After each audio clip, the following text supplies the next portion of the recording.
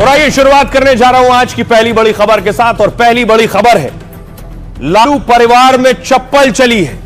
लालू परिवार में हार के बाद जो फैमिली ड्रामा है वो सड़क पर निकल आया है। तेजस्वी के सामने बहन रोहिणी खड़ी हो गई है और रोहिणी के साथ तेज प्रताप आकर खड़े हो गए। बिहार में नतीजों के बाद एक तरफ यह तस्वीर है, दूसरी तस्वीर नतीजों के बाद यह है कि नीतीश कुमार के घर मिलने वालों का तांता लगा हुआ है। आज भी नीतीश कुमार से मिलने के लिए उपेंद्र कुशवाहा पहुंचे, तस्वीर आप देख रहे हैं। नित्यानंद राय पहुंचे मिलने के लिए, डिप्टी सीएम विजय सिन्हा पहुंचे मिलने के लिए।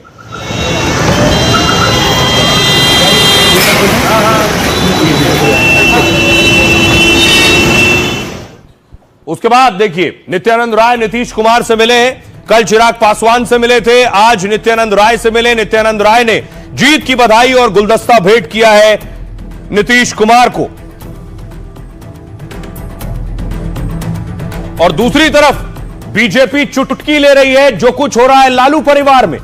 लालू परिवार में इससे पहले बहू के साथ भी मारपीट हुई, दावा किया गया, अब बहन पर चप्पल उठी, उस पर भी बीजेपी चुटकी ले रही है। उसी समय उन्होंने गार्ड्स बुलाया है, मुझे मारा है, उसके बाद बात ठीक है, अब अपने ऊपर तो ले लेंगे, मेरे पिता पे क्यों छापा, ऊपर से हम आके उनसे बोलने आए। उसी समय उन्होंने गार्ड्स बुलाया है, मुझे मारा है, उसके बाद बाहर निकाल दिया है। मेरा फोन था जिसमें एविडेंस है वो भी छीन लिया और उसके बाद मुझे मारा है। उसके बाद ये सारा बॉडीगार्ड सब देखते रहता है। किसने मारा? राबड़ी देवी ने खुद मारा है हमको, सर पे मारा है, बाल खींच खींच के मारा है, पैर में चोट है। मेरा कोई परिवार नहीं है। अब ये जाकर के आप संजय, रमेश, तेजस्वी यादव से पूछिए, मेरा कोई परिवार नहीं है। वही लोग निकाला है हमको परिवार से, क्योंकि रिस्पॉन्सिबिलिटी लेना नहीं है उनको। पूरा दुनिया बोल रहा है जो चाणक्य बनेगा तो चाणक्य से आप सवाल पूछिएगा। जब कार्यकर्ता चाणक्य से सवाल कर रहा है, पूरा देश दुनिया सवाल कर रहा है कि पार्टी का ये ऐसा हाल क्यों हुआ। अब जब संजय और रमेश इन लोग का नाम लीजिए तो आपको घर से निकाल दिया जाएगा, आपको बदनाम किया जाएगा, आपको गाली दिलवाया जाएगा, आपके ऊपर चप्पल उठा करके मारा जाएगा, आपके ऊपर चप्पल उठा करके मारा जाएगा। ठीक है, तो बीजेपी कह रही है बहू को भी पीटा और बहन पर भी चप्पल उठाई। दूसरी तरफ लालू परिवार की बेटियां एक साथ एकजुट हो गई हैं। क्या सब रोहिणी आचार्य के साथ आकर खड़ी हो गई हैं? तस्वीरें आप देख रहे हैं। लालू की बाकी दो बेटियां जिसमें राजलक्ष्मी और चंदा को आप देख रहे हैं, पटना एयरपोर्ट पर नजर आई। बताया जा रहा है कि वो दोनों दिल्ली के लिए रवाना हुई। दिल्ली में मीसा भारती के आवास पहुंचने का दावा किया जा रहा है, जहां रोहिणी भी पहुंची है। ये वो तस्वीर है।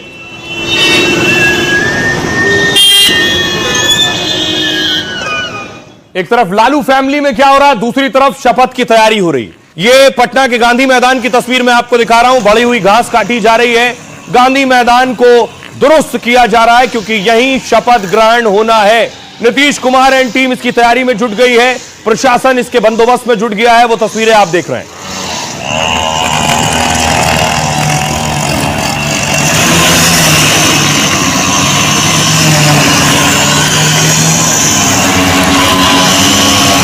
जोर शोर से शपथ की तैयारी शुरू हो गई। आपको राजभवन लिए चलता हूं। आज चुनाव आयोग के सीईओ पहुंचे थे राज्यपाल से मिलने और राज्यपाल से मिलकर जो नए निर्वाचित सदस्य हैं, यानी जो विधायक बन गए हैं, उनकी सूची, उनकी लिस्ट सौंपी है।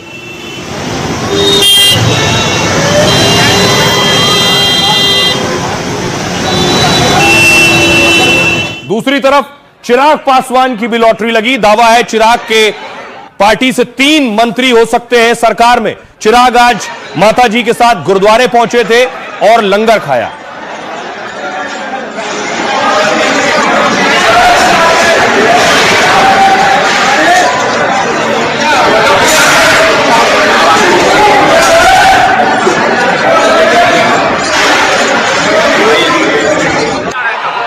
आज जा रहा हूं, आप 11 को वोट डालेंगे, 14 को गिनती होगी। मैं फिर से एक बार एनडीए सरकार के शपथ ग्रहण में फिर से पटना आऊंगा।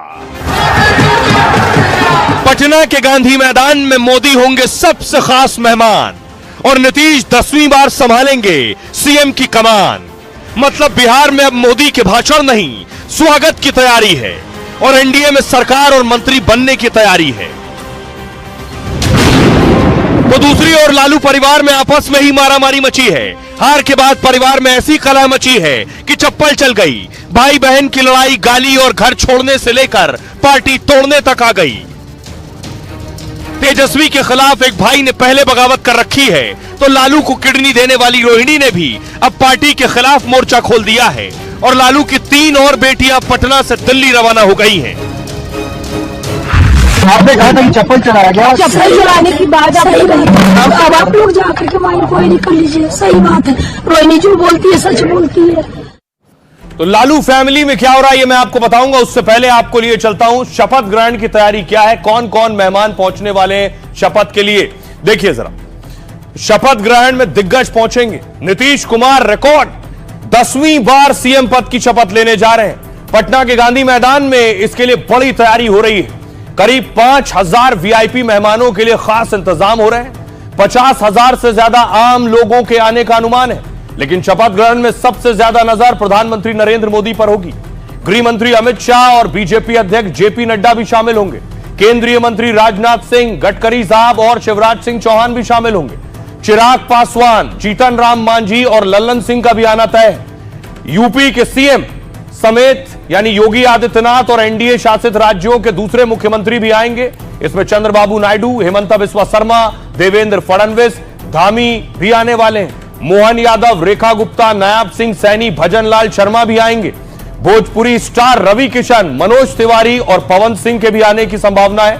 न्योता तो विपक्षी सीएम हेमंत सोरेन और ममता बनर्जी को भी भेजा गया है और कुछ विपक्षी सीएम शपथ ग्रहण में आकर चौंका सकते हैं। दिग्गजों के आने से पहले पटना को छावनी बनाने की तैयारी हो रही है। पटना में मेहमानों की सुरक्षा और सुविधाओं का खासा ध्यान रखा जाएगा। अब आपको सुनवाता हूं, पहली बार सुनिए जरा। नीतीश कुमार ने अब तक कुछ नहीं बोला है चुनाव जीतने के बाद, लेकिन नीतीश के सुपुत्र निशांत क्या कुछ कह रहे हैं, सुनिए। पहले तो बिहार वासियों को मैं बहुत बहुत धन्यवाद देता हूं, बधाई देता हूं। बहुत बहुत शुभकामनाएं कि हमें एनडीए को इतनी भारी बहुमत से जितवाया। हमारी सरकार बनने जा रही है। बहुत बहुत बधाई, बहुत बहुत धन्यवाद देता हूं सबको। उम्मीद से कुछ ज़्यादा ही बेहतर अच्छा जीत मिला। सब सारा श्रेय जनता को जाता है। उन्होंने जो 20 साल में काम किया है उसी का इनाम दिया है जनता ने। तो आगे भी विश्वास बनाया है पापा पे, तो आगे भी मुझे पूरी उम्मीद है कि पिताजी आगे भी इस विश्वास को कायम रखेंगे, आगे भी विकास का क्रम जारी रखेंगे।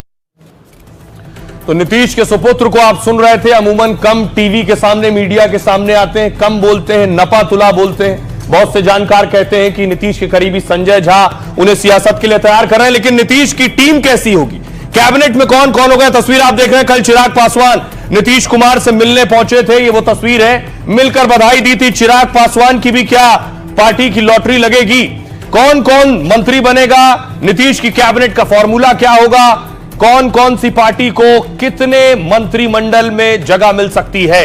देखिए, 72 घंटे के अंदर बिहार में नई सरकार शपथ लेने जा रही और इसे लेकर दिल्ली से पटना तक बैठक और मंथन का दौर चल रहा है। इधर पटना में सीएम नीतीश के घर बड़ी बैठक हुई, तो दिल्ली में एनडीए के बड़े नेता अमित शाह से मिले। खबर यह भी है कि दोनों बैठक के बाद मंत्रियों का फॉर्मूला तय हुआ।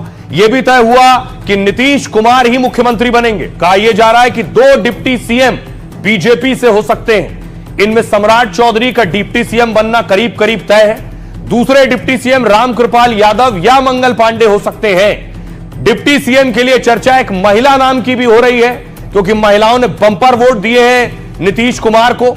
विजय सिन्हा को इस बार स्पीकर की जिम्मेदारी दी जा सकती है, जो अब तक डिप्टी सीएम थे। सबसे ज्यादा 14 से 15 मंत्री बीजेपी कोटे से बनाए जाएंगे, जबकि नीतीश की पार्टी से 13 मंत्री होने की संभावना है। चिराग पासवान की पार्टी को 3 विधायक मंत्री बन सकते हैं। जीतन राम मांझी और उपेंद्र कुशवाहा को एक एक मंत्री पद मिल सकता है, क्योंकि 6 विधायक पर 1 मंत्री पद का फॉर्मूला तय हुआ है। यानी जिस सहयोगी के पास 6 विधायक होंगे उसका 1 मंत्री होगा। सुनिए जरा सियासतदान इस पर क्या कह रहे हैं। मुझे लगता है आज से कल तक बातें चल रही हैं एंड आई थिंक सरकार की रूपरेखा कैसी होगी उसके ऊपर सेंस ऑफ क्लैरिटी आ जाएगा। आज देर रात तक संभवतः मेरी भी कुछ केंद्रीय वरिष्ठ नेताओं से मुलाकात बातचीत होगी और मुझे लगता है कि आज कल तक रूपरेखा तैयार हो जाएगी। 22 से पहले तो सरकार बनानी है तो हो जाएगी। बातचीत चल रही है, जल्दी सब बात सामने आ जाएगा। बिल्कुल फास्ट पेस पे है सब कुछ, सब जगह बातचीत चल रही है और मुझे लगता है जल्दी ही सरकार के गठन का प्रक्रिया शुरू हो जाएगी। अरे अभी तो तय हो रहा है सबका डेट। सरकार गठन की तैयारी तो जब कोई लोग नहीं बोल रहा था तब ने हमने कहा था कि नीतीश कुमार को चेहरा बना करके हम लोग काम करें। तो सब जगहों में कहा गया था कि भाई अगला हमारे मुख्यमंत्री नीतीश कुमार होंगे। और जब फर्स्ट जो पोल हुआ और उसमें महिलाओं का टर्नआउट हो गया ज्यादा, उस दिन तो और हम लोग आश्वस्त हो गए कि अब महिलाएं एकदम जाग चुकी है। नया चुनाव हुआ है तो फिर से नई सरकार के गठन की औपचारिकता पूरी की जाएगी। तो औपचारिकता पूरी की जाएगी, इसके लिए आपको थोड़ा इंतजार करना पड़ेगा। अगले 2-4 दिनों में आपको बिल्कुल स्पष्ट रूप से बात सामने आ जाएगी, मिल जाएगी कि कैसे क्या होना है या क्या कैसे हुआ।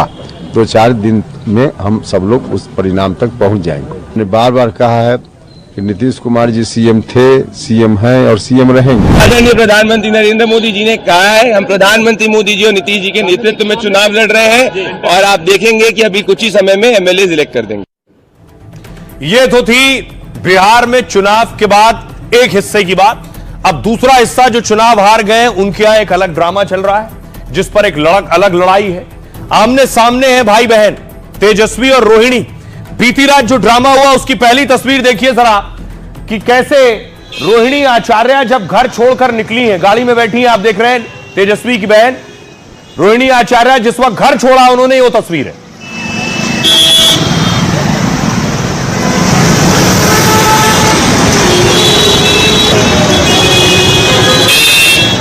यानी घर में जितना बवाल होना था, बवाल के बाद रोहिणी आगे बैठी है गाड़ी में, आप देख रहे हैं वो निकली है। उसके बाद देखिए एक के बाद एक रोहिणी ने बहुत से ट्वीट किए और बताया है कि उनके साथ क्या हुआ, आरोप भी उन्होंने लगाए हैं।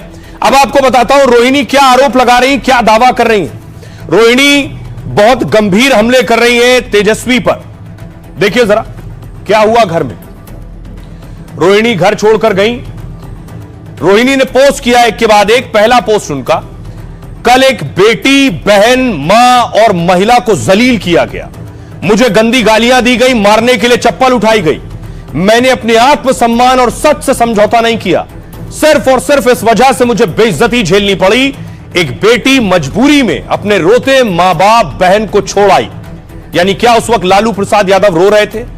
रोहिणी ने कहा मुझसे मेरा मायका छुड़वाया गया, मुझे अनाथ बना दिया गया। आप मेरे रास्ते कभी नहीं चले, किसी घर में मेरे जैसी बेटी बहन ना हो। रोहिणी ने दूसरा पोस्ट किया, लिखा कल मुझे गालियों के साथ बोला गया कि मैं गंदी हूं और मैंने अपने पिता को अपनी गंदी किडनी लगवा दी है। करोड़ों रुपए लिए, टिकट लिया तब लगवाई गंदी किडनी, यह आरोप लगाया गया। सभी बेटी बहन जो शादीशुदा हैं उनको मैं बोलूंगी कि जब आपके मायके में कोई बेटा भाई हो तो भूल कर भी अपने भगवान रूपी पिता को न बचाएं। भाई को बोले कि वो खुद या अपने हरियाणवी दोस्त की किडनी लगवा दे। ये रोहिणी ने आरोप लगाए, संगीन इल्जाम। सुनिए जरा क्या कह रही रोहिणी आचार्य। जो बोल रहा था हम अपने फेसबुक पे, अपने ट्विटर पे बोल चुके हैं। जी आपने कहा था कि चप्पल चलाया गया, चप्पल चलाने की बात सही है। अब आप लोग जाकर के माइंड को कर लीजिए, सही बात है। रोहिणी जो बोलती है सच बोलती है, तो जिसको भी कंडेम करना आकर सामने मेरे सामने बैठवाइए। रोहिणी किस बात पर खफा हुई, क्या हुआ, फिर हम आराम से आप आराम से बात साथ ये बात जाकर तेजस्वी ये बात जाकर के तेजस्वी यादव किसके शहर पे हुआ है उनसे जाके पूछिए, संजय यादव से पूछिए, रेचल यादव से पूछिए, क्या नाम उसका, ये कोई लड़के का क्या नाम था, रमेश से जाके पूछिए। आप जाइए वहाँ पे इंक्वायरी। पूरा दुनिया बोल रहा है जो चाणक्य बनेगा तो चाणक्य से आप सवाल पूछिएगा। जब कार्यकर्ता चाणक्य से सवाल कर रहा है, पूरा देश दुनिया सवाल कर रहा है कि पार्टी का ये ऐसा हाल क्यों हुआ, अब जब संजय रमेश इन लोग का नाम लीजिए तो आपको घर से निकाल दिया जाएगा, आपको बदनाम किया जाएगा, आपको गाली दिलवाया जाएगा, आपके ऊपर चप्पल उठा करके मारा जाएगा, आपको गाली दिलवाया जाएगा, आपके ऊपर चप्पल उठा करके मारा जाएगा। सोचिए, लालू प्रसाद यादव की बेटी ये कह रही है चप्पल उठाकर आप पर मारा जाएगा। अब देखिए जरा लालू प्रसाद यादव के घर के अंदर क्या हुआ। दावा है लालू प्रसाद यादव उस वक्त घर में थे। इनसाइड स्टोरी क्या है? खबर है कि कल दोपहर रोहिणी और तेजस्वी के बीच बहस हुई। दावा है कि रोहिणी ने हार की समीक्षा और जिम्मेदारी की बात कही कि कोई तो जिम्मेदारी ले, कोई तो समीक्षा करे। उन्होंने कहा संजय यादव को लेकर कार्यकर्ताओं के विरोध का जवाब देना चाहिए। इस बात को लेकर तेजस्वी की रोहिणी से तीखी बहस होने लगी। तेजस्वी ने रोहिणी से कहा तुम्हारे कारण चुनाव हार गए। गुस्से में तेजस्वी बोले तुम्हारा हाय लग गया है हम लोगों को। दावा है कि बहस करते हुए तेजस्वी बेकाबू हो गए। दावा है कि अपनी बड़ी बहन रोहिणी की तरफ चप्पल भी फेंका। लोकसभा चुनाव से ठीक पहले रोहिणी तेजस्वी में तकरार बढ़ी थी। संजय यादव रोहिणी को तेजस्वी के सियासी भविष्य के लिए खतरा बताने लगे। इसी के बाद रोहिणी को सियासत छोड़ने की सलाह भी दी जाने लगी। दावा है कि रोहिणी को सारण से चुनाव हराने की कोशिश की गई क्योंकि रोहिणी चुनाव लड़ी थी और हार गई थी। जिन नेताओं ने हराने के लिए जोर लगाया उन पर कार्रवाई नहीं की गई। उल्टा रोहिणी का साथ न देने वाले 2 नेताओं को विधानसभा का टिकट दे दिया गया। इसी बात से रोहिणी आचार्य खासी नाराज थी और वो तेजस्वी पर भड़क उठी। यह है इनसाइड स्टोरी। अब देखिए बिहार के लोग ये सारा ड्रामा देख रहे हैं। वो देख रहे हैं कि उन्होंने नीतीश को जिताया है। वो देख रहे हैं कि तेजस्वी एंड पार्टी और टीम और फैमिली को 25 सीटें दी। वो क्या कह रहे हैं ये सब देखने के बाद सुनिए। तेजस्वी यादव अब पप्पू के साथ रह करके वो भी पूरा पप्पू बन गए और बहन उनकी जो है इतना बड़ा बलिदान दिया। जो लालू प्रसाद जिंदा है वही बहन की वजह से जिंदा है। जब नाज मनुष्य पे छाता है पहले विवेक बढ़ जाता है। वो लोग विवेक बढ़ गई। लालू जी ने जो अपने समय में जो अपने घर में संस्कार दिए उसी का ये जो बीज है आज वट वृक्ष के रूप में सामने आया है। जब अपनों का बात बुरा लगने लगे और पराये का बात जब अच्छा लगने लगे उसी समय वहीं से परिवार का बिखराव शुरू हो जाता है। आज लालू प्रसाद जी को चाहिए कि सामने आके मीडिया के सामने आकर के अपना वक्तव्य दे। दूसरे को घर फूटाने के आज देख रहे हो वो खुद का घर फूट रहा है। विधानसभा परिवार में जो लालू के परिवार में जो चल रहा है ये लालू का परिवार केवल लालू का परिवार नहीं था। ये हमारे बिहार के पूर्व मुख्यमंत्री जो 15 साल तक बिहार में जंगल राज के रूप में काम किए थे और उसी का भुगतान इन लोग परिवार इनका दे रहा है। इस बहन ने अपने पिता को अपना किडनी देके उनका जीवन दान दिया, उनका अपमान किया गया। बिहार में जो भी आज हुआ है आप 30 साल पहले उठा के देख लीजिए। जंगल राज था उसमें क्या किया उन महिलाओं के साथ। तो पिता ने जो किया बेटा भी तो ही कर रहा है ना। किडनी लेकर टिकट दिया गया।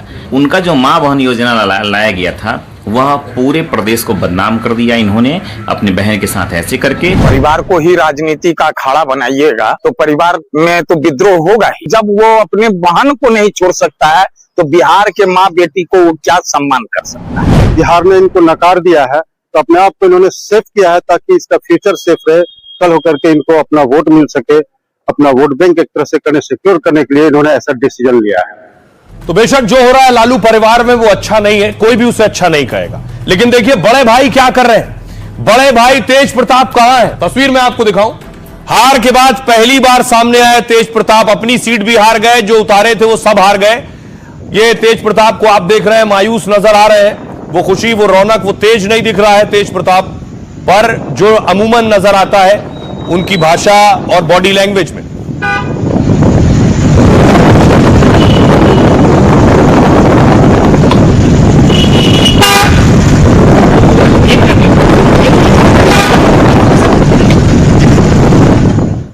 दूसरी तस्वीर देखिए, तेज प्रताप ने आज समीक्षा बैठक ली है कार्यकर्ताओं नेताओं के साथ कि आखिर कैसे हार गए चुनाव। बाकी तो हारे, खुद अपनी सीट भी हार गए महुआ से। और एक तरफ हार, दूसरी तरफ घर में मचा है घमासान। देखिए जो कुछ हो रहा है लालू प्रसाद यादव के घर में, क्योंकि तेज प्रताप पहले ही घर से निकाले जा चुके हैं पार्टी से भी। तेज प्रताप इस पर क्या कह रहे हैं? तेज प्रताप कह रहे हैं बहन रोहिणी के अपमान पर तेज प्रताप बहुत गुस्से में है, आग बबूला है। वो तेजस्वी और उनके सलाहकारों पर खुलकर हमला कर रहे हैं और पिता लालू यादव के नाम उन्होंने खुला खत लिख दिया है। तेज प्रताप ने कहा मेरे साथ जो हुआ वो तो मैं सह गया, लेकिन मेरी बहन के साथ अपमान किसी भी हाल में असहनीय है। सुन लो जयचंदो, अगर परिवार पर वार करोगे तो बिहार की जनता तुम्हें कभी माफ नहीं करेगी। जब से रोहिणी बहन पर चप्पल उठाने की खबर सुनी है, दिल की आग अब अग्नि बन चुकी है। जब जनमानस की भावनाएं आहत होती हैं तो बुद्धि पर पड़ी धूल उड़ जाती है। चंद चेहरों ने तेजस्वी की बुद्धि पर पर्दा डाल दिया है। इस अन्याय का परिणाम बेहद भयावह होगा। समय का लेखा जोखा बड़ा कठोर है। मैं आरजेडी के राष्ट्रीय अध्यक्ष और मेरे पिता राजनीतिक गुरु लालू प्रसाद जी से आग्रह करता हूं, पिताजी एक संकेत दीजिए। आपका केवल एक इशारा और बिहार की जनता इन जयचंदों को जमीन में गाड़ देने का काम खुद कर देगी। यह लड़ाई किसी दल की नहीं है, परिवार के सम्मान, बेटी की गरिमा और बिहार के स्वाभिमान की लड़ाई है। तेज प्रताप अब रोहिणी को अपनी पार्टी में शामिल करना चाहते हैं। रोहिणी को पार्टी का राष्ट्रीय संरक्षक बनने का प्रस्ताव रख दिया है तेज प्रताप ने। सुनिए जरा क्या कह रहे हैं तेज प्रताप और उनके नेता। एक महिला होने के नाते, एक मां होने के नाते, एक बहन होने के नाते जो वो सराहनीय काम उन्होंने किया है, शायद कोई बेटी या कोई मां कर सकती है। महिलाओं के लिए ये पूरे तरीके से ये पूजनीय है और सदैव इनका चर्चा किया जाएगा। जब तक इतिहास रहेगा, इतिहास के पन्नों में इनका नाम रहेगा सुनहरे अक्षर से। हमारी बहन का, हमारी बहन का जो अपमान करेगा, कृष्ण का सुदर्शन चक्र चलेगा। हम उनका सम्मान करते हैं, उनको पैर पकड़ेंगे, बड़ी बहन से हाथ जोड़ करके विनती आरजू करेंगे इस मीडिया के मार्फत से कि बहन कमजोर नहीं होना। पूरे बिहार की बहन है, पूरे बिहार की बेटी है, पूरे बिहार की का बच्चा बच्चा आपके सम्मान के लिए खड़ा है। और आपके भाई तेज प्रताप यादव जी आपके एक एक आंसुओं का बदला लेंगे, एक एक आंसुओं का जवाब दिया जाएगा उन लोगों को जिनके कारण हमारी बड़ी बहन के आंख में जो आंसू आया था, उनके जो बलिदान हमारी बड़ी बहन है, उस पर कुछ बोलने की जरूरत नहीं है। तो आप लोग उनको बुलाने की कोशिश? निश्चित तौर पर हम चाहेंगे कि हमारे पास जो है कि नेताजी को हमारा संरक्षण देने का काम करे और पार्टी उनके संरक्षण में आगे बढ़े। और जो कुछ हो रहा है लालू परिवार में, उस पर बीजेपी चुटकी भी ले रही है, सवाल भी कर रही है। बाकायदा बीजेपी ने एक ट्वीट किया, लिखा पहले बहू बेटियों के प्रति लालू परिवार का संस्कार, बहू को बाल पकड़ के मारा, बेटी को चप्पल से पीटा है। यानी एक तो हार, दूसरी तरफ से सियासी वार और पलटवार। क्या कह रहे हैं देखिए सियासत। आनंद मोहन कह रहे हैं पूर्व सांसद आरजेडी की इस हालत पर लालू यादव को विचार करना चाहिए और उन्हें आगे आकर कोई सख्त कदम उठाना चाहिए अगर वाकई लालू को परिवार और पार्टी को बचाना है तो। शिवानंद तिवारी कह रहे हैं नेता आरजेडी, ये जो कुछ भी हो रहा है उसकी वजह खुद लालू यादव है और जब तेजस्वी को सड़क पर उतरकर संघर्ष करना चाहिए था तब वो सीएम बनने और शपथ लेने का सपना देख रहा था। मनोज तिवारी कह रहे हैं सांसद बीजेपी, जो लोग पूरे बिहार को चलाने का सपना देख रहे थे वो अपना परिवार भी नहीं चला पाए। रोहिणी ने कहा कि सवाल पूछने पर घर से निकाला। यह लालू परिवार की उस मानसिकता को दर्शाता है जिस जंगल राज के लिए उनका शासन जाना जाता था। चिराग पासवान कह रहे हैं उनसे हमारे राजनीतिक मतभेद जरूर है पर लालू परिवार को हमने अपना परिवार माना है। प्रार्थना है कि यह पारिवारिक विवाद जल्द से जल्द सुलझे। घर में एकता रहती है तो इंसान बाहर कठिन हालातों से लड़ लेता है। मृत्युंजय तिवारी कह रहे हैं यह पारिवारिक मामला है और परिवार के सदस्य जवाब देंगे। हमारी पार्टी का शीर्ष नेतृत्व इस पूरे मामले को देखेगा। अभी चुनाव परिणाम आए हैं तो उसकी समीक्षा पर ध्यान है। अशोक चौधरी मंत्री बिहार के कह रहे हैं यह लालू परिवार का व्यक्तिगत मामला है, इस पर टीका टिप्पणी करना सही नहीं है, लेकिन जो भी लालू जी के साथ हो रहा है वो अच्छा नहीं हो रहा है।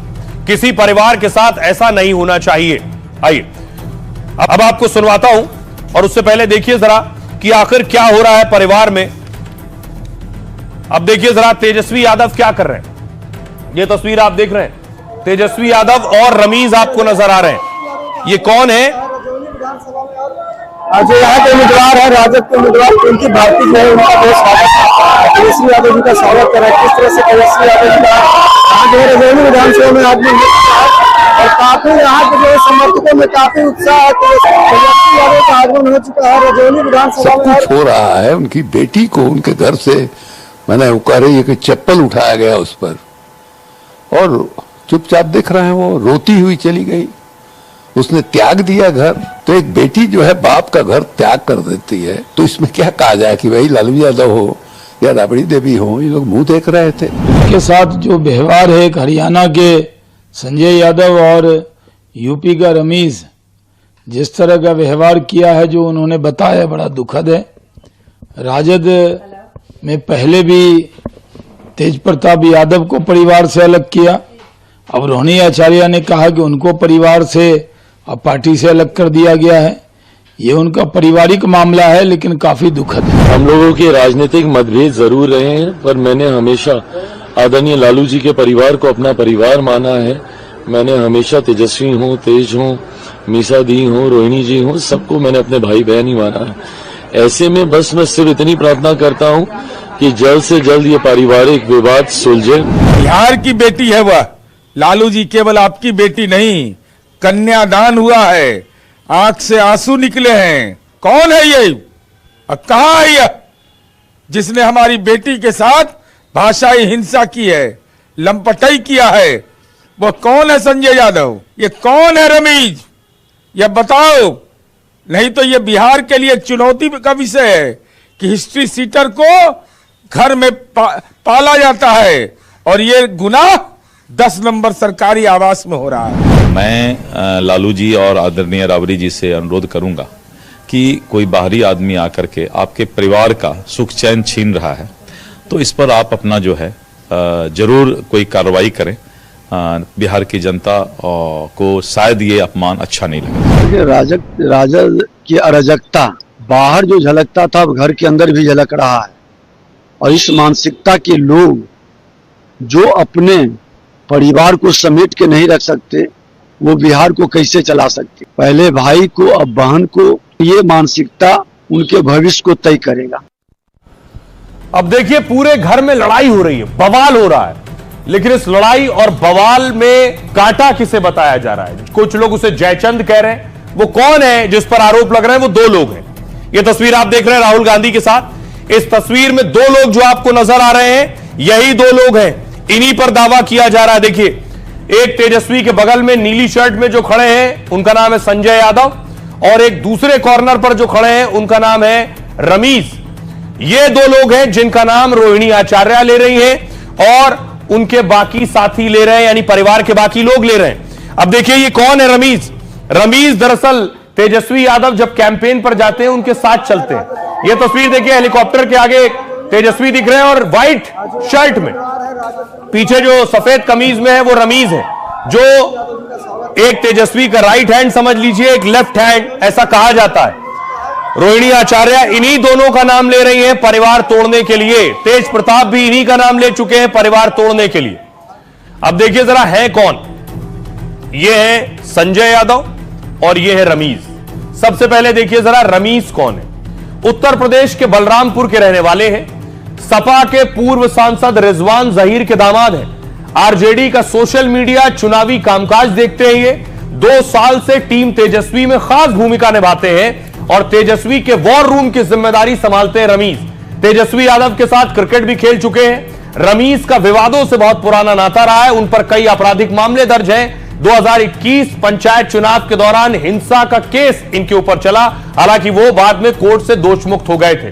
2022 में कौशाम्बी में हत्या का आरोप भी लगा, लंबे समय तक जेल में रहे हैं। अप्रैल 2025 में बेल मिली।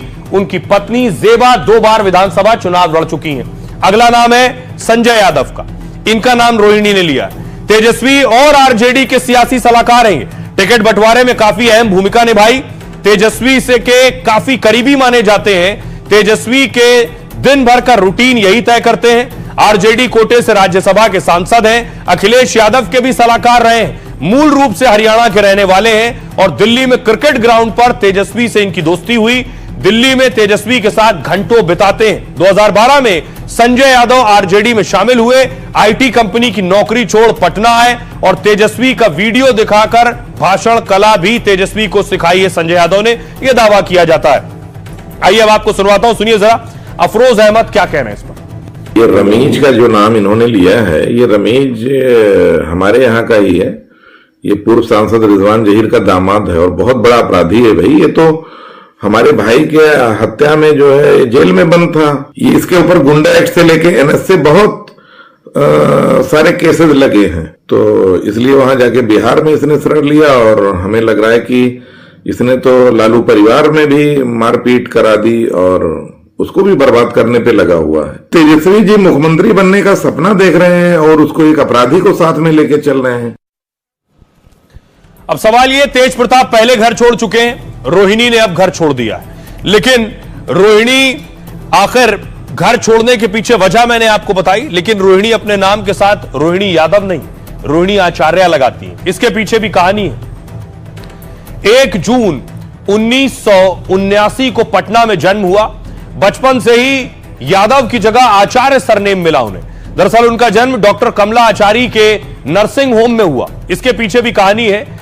रोहिणी के जन्म के बाद डॉक्टर कमला आचार्य ने फीस नहीं ली लालू से और लालू से कहा मेरा सरनेम अपनी बेटी को दे दीजिए। लालू प्रसाद ने रोहिणी का नाम रोहिणी आचार्य रख दिया। रोहिणी ने स्कूलिंग के बाद मेडिकल पढ़ने का मन बनाया। 1998 में जमशेदपुर के एमजीएम कॉलेज में एडमिशन मिला। मेडिकल कॉलेज में एडमिशन टाटा आयरन के कोटे से मिला। उस वक्त बिहार की मुख्यमंत्री राबड़ी देवी हुआ करती थी। डॉक्टरी की डिग्री लेने के बाद डॉक्टरी की प्रैक्टिस नहीं की। रोहिणी की शादी 24 मई 2002 को समरेश सिंह से हुई। समरेश लालू के दोस्त राव रणविजय सिंह के बेटे हैं। पति समरेश के साथ रोहिणी सिंगापुर में रहती हैं और समरेश सिंगापुर में आईटी सेक्टर में जॉब करते हैं। दोनों को 3 बच्चे हैं, जिनमें 1 बेटी और 2 बेटे हैं। 2022 में उन्होंने लालू को अपनी एक किडनी डोनेट की। लालू की किडनी का ऑपरेशन सिंगापुर में हुआ था और ठीक होने के बाद लालू ने कहा था मैं बेटी का कर्जदार हूं। 2024 में राजनीति में सक्रिय हो गई और लोकसभा चुनाव लड़ा। सारण से चुनाव लड़ा, हार गई और सिंगापुर लौट गई। रोहिणी और उनके पति की कुल संपत्ति करीब 35 करोड़ रुपए है। आइए अब आपको सुनवाता हूं, सुनिए जरा। परिवार में लड़ाई चल रही है। परिवार से एक और शख्स बहुत पहले बेदखल हो गए, उनके मामा, वो क्या कह रहे हैं। वो भगनी है, हमारी भी बहन राबड़ी देवी रही है। बहुत सारा हम भी प्रताड़ना झेले हैं, लेकिन हम अपने बहन के खिलाफ कभी आज तक एक शब्द भी नहीं बोला है। लेकिन जो सुनने में आया है, जो लोग बोल रहे हैं, ये गलत है, ठीक नहीं है। वो हमारी भांजी भी है और घर की बेटी भी है, बिहार का भी बेटी है। और उसके साथ जो है व्यवहार, अगर कोई भी अगर इस तरह का व्यवहार किया है तो गलत है। ऐसा कुछ नहीं हुआ होगा, मुझे विश्वास है। आपसी थोड़ा सा हर घर की बात है, कहीं कुछ हो गया होगा बातें, लेकिन ऐसा संभावना नहीं है कि कुछ उनको आपसी कोई झगड़ा हुआ होगा। मान लीजिए हम राजनीति में हैं, थोड़ा सा हमको उस समय हादसा था, हमारी सीटें कम आई, खौंजियाइल हो, दिमाग हमारा खौंजिया गया, कुछ बोल दिए होंगे। लालू परिवार में उनके कई बेटे बेटियां हैं, तस्वीर देख रहे हैं। लालू की बेटियों की तस्वीर, 7 बेटियां हैं, 2 बेटे हैं लालू के। और इनमें ये जो बेटियां हैं, ज्यादातर बेटी इस बवाल के बाद मीसा के घर पहुंची। अगली तस्वीर मैं आपको दिखाऊं, ये जो रोहिणी की तस्वीर आप देख रहे हैं, दिल्ली में मीसा भारती का आवास है। दावा है रोहिणी आचार्य वहीं मौजूद थी और वहां से निकली, तब मीडिया से बात की।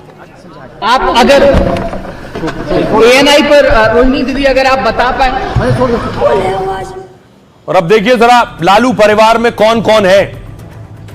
ये आप देख रहे हैं, ये है लालू प्रसाद यादव का पूरा परिवार।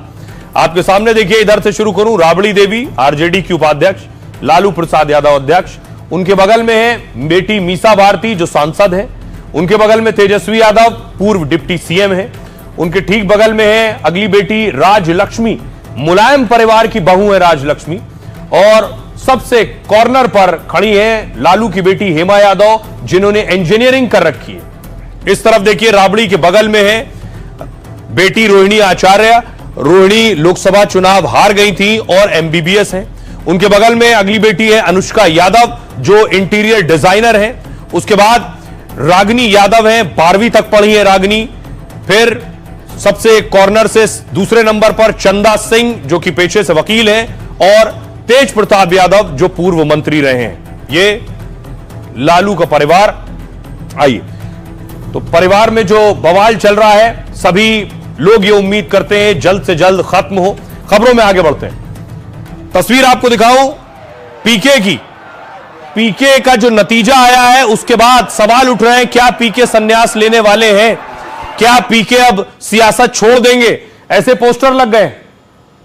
जेडीयू को 25 सीट से ज्यादा होने के कारण प्रशांत किशोर ने राजनीति से लिया संन्यास।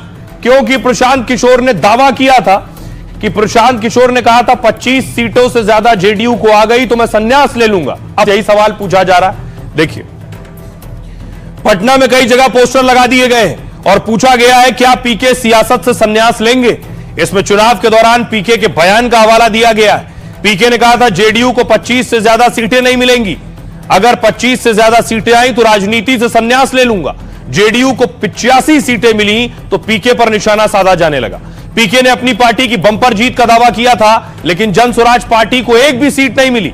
साथ ही 98% कैंडिडेट्स की जमानत जब्त हो गई है। प्रशांत किशोर सियासी रणनीतिकार माने जाते हैं। उन्होंने कई पार्टियों के लिए जीत की रणनीति तय की है। कहा जाता है मोदी के लिए चाय पर चर्चा पीके की देन थी। 2014 में बीजेपी और मोदी की जीत में उनका बड़ा रोल था। 2015 में नीतीश कुमार को बिहार चुनाव में जीत दिलवाई। 2019 में जगन मोहन के लिए नीति बनाई, उन्हें सत्ता दिलाई। 2022 में केजरीवाल के लिए रणनीति बनाई और जिताया। 2021 में ममता बनर्जी के लिए प्लान बनाया, सत्ता दिलाई। लेकिन ऐसा नहीं होने की उनकी रणनीति पहली बार फेल हुई। 2017 में यूपी विधानसभा चुनाव में वो कांग्रेस के साथ जुड़े। उन्होंने समाजवादी पार्टी के कांग्रेस का गठबंधन करवाया और राहुल अखिलेश के लिए यूपी के 2 लड़कों वाला नारा भी दिया। लेकिन जो पीके 5 से ज्यादा सीएम और पीएम बनवा चुके, वो अपनी रणनीति से खुद को ही जीत नहीं दिला सके। ये उनकी रणनीति पर भी सवाल है। और सुनिए जरा सियासतदानों को। रणनीतिकार की भूमिका एक अलग वो तरह का दायित्व था, उन्होंने किया। एक राजनेता के तौर पर केवल बड़बोले दावों से वो नीतीश कुमार जी का विकल्प तो नहीं बन सकते थे। राजनीति में बहुत बेसब्र नहीं होना चाहिए, कुछ काम करना चाहिए। केवल बड़ी बातें करके आप बिहार में सर्वकालीन सर्वश्रेष्ठ मुख्यमंत्री नीतीश कुमार का विकल्प नहीं बन पाए। बिल्कुल नहीं छोड़ेंगे साहब। आप लोग चाहते हैं कि राजनीति छोड़ दें? आप लोग खुश होंगे कि प्रशांत किशोर जैसा आदमी और जनसुराज जैसी प्रयास यहाँ से खत्म हो जाए? क्यों आप लोग इसके पीछे पड़े हैं कि राजनीति छोड़ देंगे? ये तो कमाल की बात। पाकिस्तान के ऐसे पत्रकार ने आतंकिस्तान की पोल खोली है जो खुफिया एजेंसी आईएसआई का बेहद करीबी माना जाता है। पाकिस्तानी पत्रकार जावेद चौधरी का वीडियो सामने आया है जिसमें वो मसूद और हाफिज के मंसूबों का खुलासा कर रहा है। जावेद चौधरी ने भारत में आतंकी हमले का दावा किया था। उन्होंने कहा था कि ऑपरेशन सिंदूर में मसूद को नुकसान पहुंचा है क्योंकि मसूद अजहर के परिवार और करीबी 14 लोग मारे गए थे।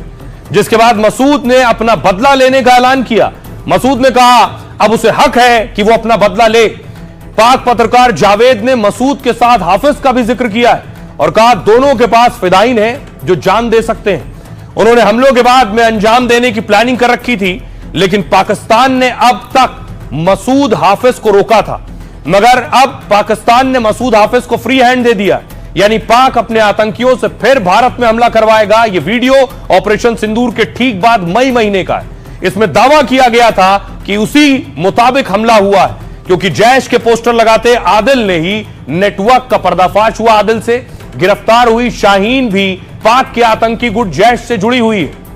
इस मामले में एक और गिरफ्तारी एनआईए ने की और पहली गिरफ्तारी एनआईए ने की इस शख्स की। इसका नाम है आमिर और जो उमर का साथी बताया जा रहा है। एनआईए ने दावा किया कि यह हिंदुस्तान में पहला आत्मघाती हमला था जो उमर ने किया है, जो सुसाइड ब्लास्ट किया है यह उमर ने किया है और पकड़ा है उमर के एक और साथी को। यह आप देख रहे हैं उमर और उसके बगल में आमिर। दिल्ली ब्लास्ट में एनआईए के लिए बड़ी कामयाबी है क्योंकि एनआईए ने हमलावर के सहयोगी को पकड़ लिया। दिल्ली ब्लास्ट केस में 6 दिन बाद पहली गिरफ्तारी हुई है। गिरफ्तार आरोपी का पूरा नाम है आमिर राशिद अली। एनआईए ने कहा आरोपी आमिर कश्मीर के पंपोर का रहने वाला है और इस आरोपी को एनआईए ने दिल्ली से ही गिरफ्तार किया है। आरोपी आमिर राशिद आतंकी उमर का सहयोगी है। ये सफेद कोट में डॉक्टर उमर और उसके बगल में आमिर।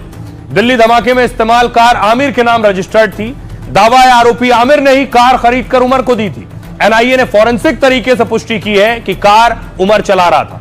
एजेंसी ने माना है कि दिल्ली में हुआ हमला आत्मघाती था, यानी आतंकी उमर ने फिदाइन बनकर कार में धमाका किया, जिसकी साजिश आमिर ने उमर के साथ मिलकर रची थी। आमिर उस कार की खरीद में मदद करने के लिए दिल्ली आया जिसका इस्तेमाल विस्फोट को अंजाम देने के लिए किया गया। एनआईए ने आत्मघाती हमलावर उमर की एक और कार जब्त की है और एनआईए इसे इन्वेस्टिगेट कर रहा है।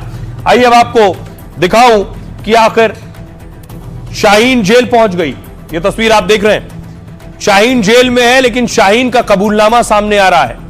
शाहीन से जुड़े हुए जो अस्पताल है, अल-फलाह की तस्वीर आप देख रहे हैं। अल-फलाह में लगातार जांच एजेंसियां पहुंच रही हैं।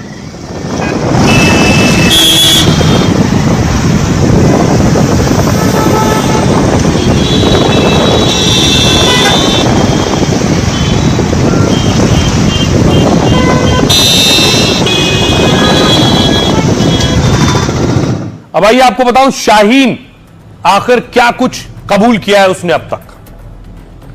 लखनऊ की डॉक्टर शाहीन ने आतंक के लिए परिवार छोड़ दिया। उसने कौम का कर्ज उतारने का दावा कर आतंक की राह चुनी। दरअसल एक रिश्तेदार ने परिवार छोड़ने पर शाहीन को टोका था। पति, बच्चे और नौकरी छोड़ने पर 2021 में रिश्तेदार ने सवाल उठाया तो डॉक्टर शाहीन ने कहा, परिवार और नौकरी में क्या रखा है, अपने लिए बहुत जी लिए, अब कौम का कर्ज उतारने का समय है। एनआईए के मुताबिक डॉक्टर शाहीन 10 साल से जैश से जुड़ी हुई है। 2015 में वो पाक के आतंकी संगठन जैश के संपर्क में आई। शाहीन ने 1 साल तक जैश को संवेदनशील सूचनाएं भेजी। फिर 2016 में आतंकी संगठन जैश की सक्रिय सदस्य बन गई। वो डॉक्टर और जैश आईएसआई के बीच कोऑर्डिनेशन का काम देखती थी। कहा जाता है कि जैश के आतंकी शाहीन को सर्जन मैडम बुलाते थे। कानपुर में शाहीन के साथ नौकरी कर चुके कर्मचारी ने कहा कि कानपुर में शाहीन के साथ जो उन्होंने नौकरी की, वो कह रहे हैं 2010 में वो विदेश में रह रहे भारतीय मूल के डॉक्टर के संपर्क में आई और वो डॉक्टर शाहीन को दस्तावेज और वीडियो भेजने लगा, जिसके बाद शाहीन ने हिजाब भी पहनना शुरू कर दिया। शाहीन अपने पति से विदेश जाने की जिद करने लगी थी और दिल्ली ब्लास्ट के बाद डॉक्टर शाहीन विदेश भागने की फिराक में थी। उसने अक्टूबर के आखिर में पासपोर्ट के लिए अप्लाई किया था और लेकिन वेरिफिकेशन रिपोर्ट में देरी के चलते उसका प्लान फेल हो गया और बड़े आतंकी मंसूबों वाली शाहीन एजेंसियों के हत्थे चढ़ गई। सुनिए जरा क्या कुछ कह रहे हैं कपिल मिश्रा। दिल्ली की 2000 से ज्यादा बहनों ने यहाँ पर महिषासुर मर्दनी का पाठ किया है यमुना मैया के तट पर, और ये संदेश भी है कि कोई आतंकी, जिहादी, दहशतगर्द जो है ये दिल्ली को डरा नहीं सकता, भारत को डरा नहीं सकता, रोक नहीं सकता। और ये बेटियां आई हैं, बहनें आई हैं, माताएं आई हैं। चंद कदम दूरी पर ही इतना बड़ा जो उन लोगों ने हताशा भरा जो उन्होंने प्रयास किया था, उसको मुंहतोड़ जवाब देने के लिए दिल्ली की ये हजारों नारी शक्ति यहाँ पर आई है। महिषासुर मर्दनी का पाठ भी है। अब आपको बताता हूं एक और बड़ी चीज, वो ये कि उमर ने एक डेथ लैब बनाई थी। यानी ये जो धमाका किया, इस तरह का धमाका कैसे हुआ, एजेंसियां जांच कर रही। लेकिन तस्वीर देखिए जरा, ये उमर की तस्वीर है, नई तस्वीर उमर की, जिसमें डॉक्टर के कोट में दिख रहा है। इससे पहले उमर की इस तरह की तस्वीर सामने नहीं आई, लेकिन यही सुइसाइड बॉम्बर है। इसी ने आत्मघाती धमाका किया और उसमें मारा गया। लेकिन इसने बम बनाया कैसे, यह बड़ी चीज है। आपको बताऊं, फरीदाबाद में अल-फलाह यूनिवर्सिटी के पास ही उमर रहता था। जिस मकान में वो रहता था वहां उसने एक लैब तैयार कर रखी थी। दावा है इसी लैब में वो विस्फोटकों की टेस्टिंग करता था, साथ ही बम बनाने की उन तकनीकों को भी आजमाता था जो उसके पाकिस्तानी हैंडलर उसे टेलीग्राम पर भेजते थे। यानी पाकिस्तान से उमर को बताया जाता था कि लैब में उसे क्या करना है, कौन से बम बनाने हैं। उसी से जुड़े विस्फोटक को उमर अपनी लैब में टेस्ट किया करता था। अलग अलग रसायनों के साथ भी बारूद का इस्तेमाल करता था। शायद मुजम्मिल के घर अमोनियम नाइट्रेट भी उमर नहीं रखवाया, क्योंकि लैब में बस कुछ मात्रा में विस्फोटक की टेस्टिंग करता था। एजेंसियों का मानना है कि उमर बम बनाने का एक्सपर्ट था और इसलिए उसने घर पर ही बम बनाने के लिए लैब बनाई थी। वो अपनी इस लैब में ज्यादातर अकेले ही काम किया करता था। हो सकता है दिल्ली धमाके की तैयारी उसने इसी लैब में की हो। अब आपको दिखाऊं कि जो धमाका नौगांव में हुआ, यानी जो जम्मू कश्मीर में धमाका हुआ, थाने में धमाका हुआ, उसमें विस्फोटक मिला है। वो विस्फोटक क्या वही था जो उमर अपनी लैब में इस्तेमाल कर रहा था। ये जो तस्वीरें आप देख रहे हैं, ये मार्बल के साथ, मलबे के साथ आपको जो सफेद पैकेट दिख रहे हैं, दावा किया जा रहा है यही वो विस्फोटक है। तो आइए, ये विस्फोटक क्या है जिसे मदर ऑफ शैतान भी कहते हैं, यानी शैतान की मां। दिल्ली धमाके में इस्तेमाल विस्फोटक बहुत खतरनाक था। एजेंसियों को शक है कि यह विस्फोटक TATP हो सकता है। TATP का पूरा नाम है ट्राई एसीटोन ट्राई पेरोक्साइड। और यह विस्फोटक मदर ऑफ शैतान के नाम से कुख्यात है। इस विस्फोटक को मदर ऑफ शैतान नाम इसलिए मिला क्योंकि दुनिया भर में गैर कानूनी बम बनाने वालों ने इस विस्फोटक का बड़े पैमाने पर इस्तेमाल किया। 2015 में पेरिस अटैक में इस विस्फोटक के निशान मिले थे। 2016 में ब्रसेल्स, 2017 में मैनचेस्टर, बार्सिलोना हमले में भी मिले। दिल्ली धमाके की जगह हुए नुकसान के संकेत मिलते हैं। इसमें भी टीएटीपी का इस्तेमाल हुआ हो सकता है। विशेषज्ञों के मुताबिक टीएटीपी बेहद संवेदनशील विस्फोटक है, इतना कि बिना डेटोनेटर सिर्फ गर्मी से ही फट सकता है।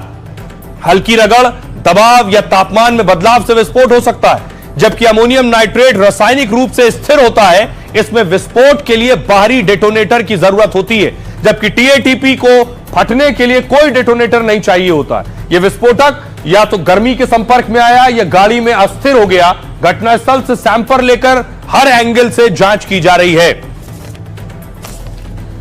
तो एनआईए अब इस पूरे मामले की जांच कर रही है और जल्द ही कुछ और बड़े मास्टरमाइंड्स तक पहुंचेगी। खबरों में आगे बढ़ते हैं। आज की एक और बड़ी खबर है, अब कश्मीर में सनातन हिंदू पदयात्रा होगी। बाबा बागेश्वर की पदयात्रा का आज समापन हुआ। यह उसकी तस्वीर आप देख रहे हैं। भारी भीड़ थी।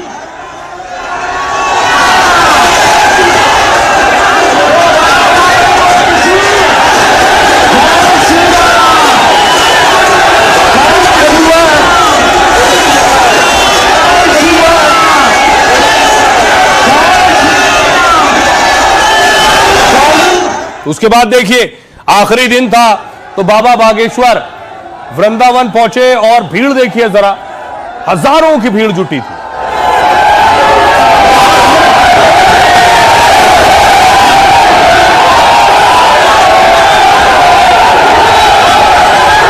बाबा बागेश्वर की इस यात्रा में उत्तर प्रदेश पुलिस के अफसर अनुज चौधरी भी मौजूद थे। यात्रा में साथ साथ चल रहे थे।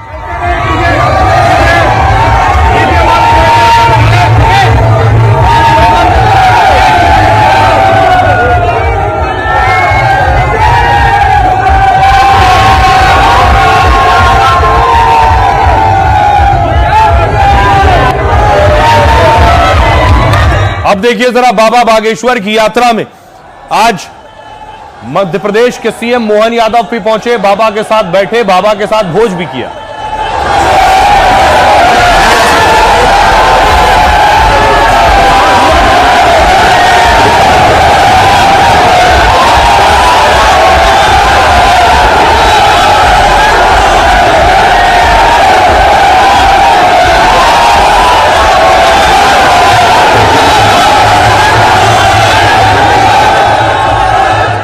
अब आपको दिखाऊं एक और तस्वीर।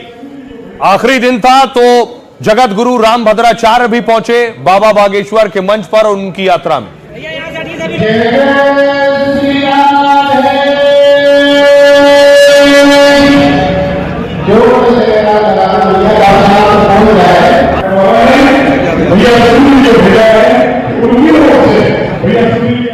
और न सिर्फ संत बल्कि राजा भैया भी पहुंचे। बाहुबली राजा भैया बाबा बागेश्वर की यात्रा में शामिल हुए।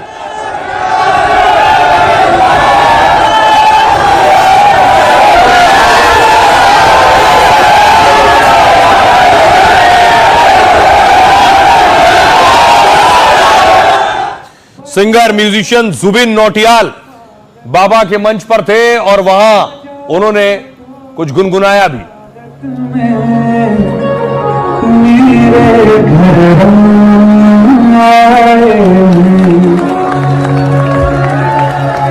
कथा सबरी की जैसे जुड़ गई मेरी कहानी से, आज दो चरणों के पानी से बहुत खुश है मेरे आंसू के प्रभु भोर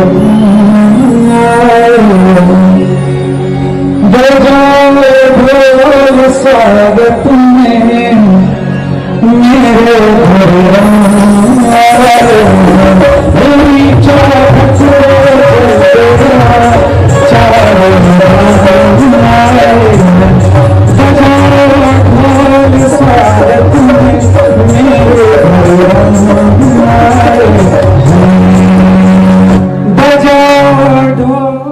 अगली तस्वीर देखिए, जया किशोरी भी पहुंची थी। समापन से कई दिन पहले जया किशोरी भी बाबा बागेश्वर की यात्रा में थी।